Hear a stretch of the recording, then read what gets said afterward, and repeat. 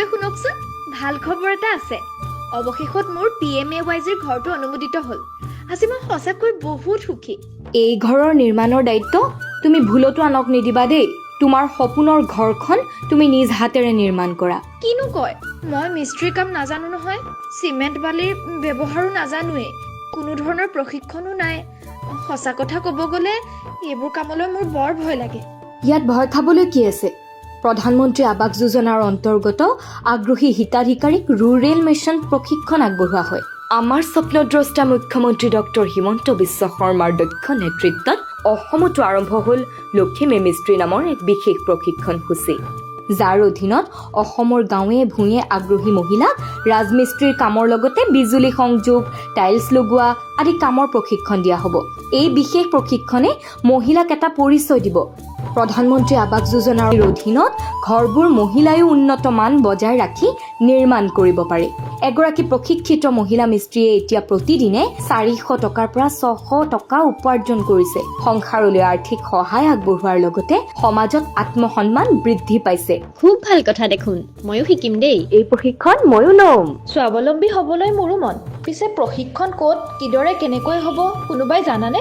নিশ্চয়, আপোনালোক সকলোৱে এই প্ৰশিক্ষণ ল'ব পাৰিব। আপোনাৰ ওচৰৰ গাঁও পঞ্চায়ত অথবা উন্নয়ন খণ্ডত যোগাযোগ কৰিলেই প্ৰশিক্ষণ সম্পৰ্কীয় সকলো তথ্য পাব। অন চাইট প্ৰগ্ৰামিং অৰ্থাৎ নিৰ্মাণস্থলীতেই প্ৰশিক্ষণ লোৱাৰ ব্যৱস্থা কৰা হৈছে। এই প্ৰশিক্ষণত গ্ৰামীণ বিকাশ মন্ত্ৰালয়ৰ দ্বাৰা নিৰ্ধাৰিত কোৱালিফিকেশ্যন পেকৰ অনুসৰণ কৰা হয়। ৰাজ্য অনুসৰি PMAYGৰ ডিজাইনো সংযোগ কৰা হৈছে। শ্বৰ্ট টাইম ট্ৰেইনিং অৰ্থাৎ STT মডৰ জৰিয়তে গ্ৰাম্যাঞ্চলৰ অদক্ষ শ্ৰমিকক বিশেষ প্ৰশিক্ষণেৰে দক্ষ শ্ৰমিকলৈ ৰূপান্তৰ কৰাৰ প্ৰচেষ্টা কৰা হয়, যাৰ দ্বাৰা তেওঁলোকৰ দক্ষতাক নেশ্যনেল স্কিল কোৱালিফিকেশ্যন ফ্ৰেমৱৰ্কৰ সমকক্ষ ৰূপে গঢ় দিয়া হয়। সফল মূল্যাংকনৰ দ্বাৰা লেভেল 4ৰ প্ৰমাণ পত্ৰ দিয়া হয়। আটাইতকৈ ভাল লগা কথাটো হ'ল এই প্ৰশিক্ষণৰ বাবে আপোনালোক দূৰলৈ যাব লগা নহয়। আপোনাৰ নিজৰ ঠাইতেই এই প্ৰশিক্ষণ ল'ব পাৰিব। ক'ব পাৰে আপোনাৰ দুৱাৰ দলিতেই এই প্ৰশিক্ষণৰ ব্যৱস্থা। আপুনি সাজিব আপোনাৰ আপোন ঘৰখন। তেনেহ'লে এই প্ৰশিক্ষণত আমি সকলোৱে অংশ ল'ম।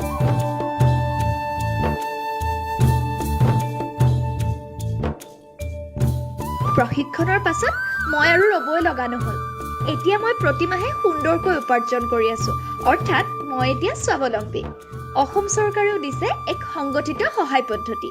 টুল কিট আৰু ID বেজ, PMAYG স্বচ্ছ ভাৰত জল জীৱন মিছন আদি প্ৰকল্পত নিযুক্তিৰ সুযোগ, মুখ্যমন্ত্ৰী মহিলা উদ্যমিতা অভিযানৰ জৰিয়তে 10,000 টকালৈ অনুদান, BOCW ৱেলফেয়াৰ বৰ্ডৰ সুবিধা।